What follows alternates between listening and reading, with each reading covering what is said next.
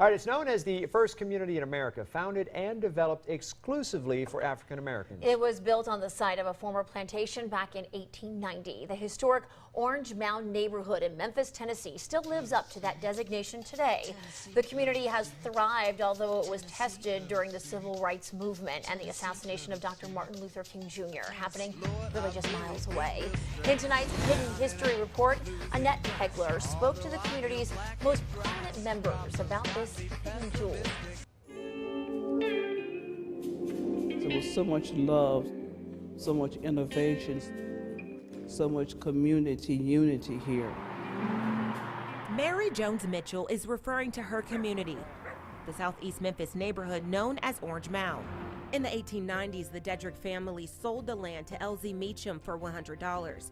Meacham then sold the land to African Americans living in Memphis. It's the first community in America founded and developed exclusively for African Americans to buy land and own their own home. Black business owners, doctors, and lawyers built homes in the neighborhood over the following decades. By the 1940s and 50s, it was a thriving African American community. We know that this place was just rich with jewels. 81-year-old Jones Mitchell vividly remembers how it endured the civil rights years. We had meetings, we had marches, we had voters registration. Orange Mound Civic Club was dynamic in getting people to vote. Mitchell says the churches in Orange Mound were a place of refuge during segregation in the civil rights movement. One of those churches was Mount Pisgah CME Church. We believe that from a holistic perspective that we have a responsibility not just to build big buildings and continue to expand without giving back to the community. The church burned down on the first Sunday of the year in 1948. To this day, no one knows what caused the fire. I remember standing outside watching. I remember my mother was crying. The church rebuilt and is now the second oldest church in Orange Mound.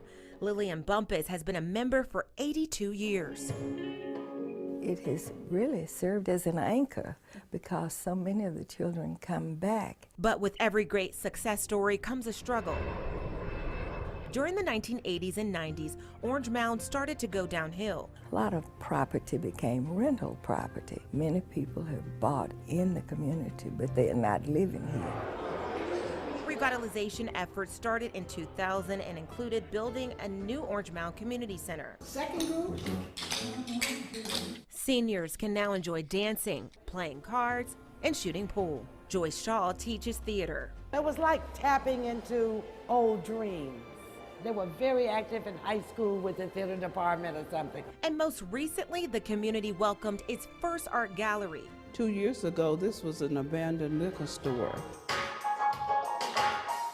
Jones Mitchell says for those who were born and raised here, there's something special that binds them together. You likely ate a hot dog from Miss Bradley's, enjoyed live music at Handy Theater, and graduated from Melrose High School. We dominated football in the city and in the state in the 50s and the 60s. And it's that camaraderie that keeps this neighborhood thriving.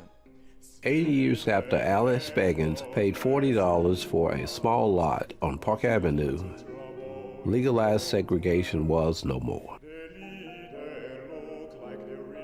Ironically, in the absence of that which, in many respects, had been the reason for Orange Mound's existence, the once stable community that has witnessed generations who lived their entire life within a few square blocks began seeing empty houses along the streets. We try to train every individual that comes through our doors, show them, the pros and cons of homeownership, but also show them a way to help enhance their quality of life. When you step inside the boundaries and look beyond the boarded up buildings that you might see today, that standing on the shoulders was an amazing group of people who made it possible for people to be educated, for people to find great progressive jobs in corporate America, for people to find great success as entrepreneurs across all kinds of industries.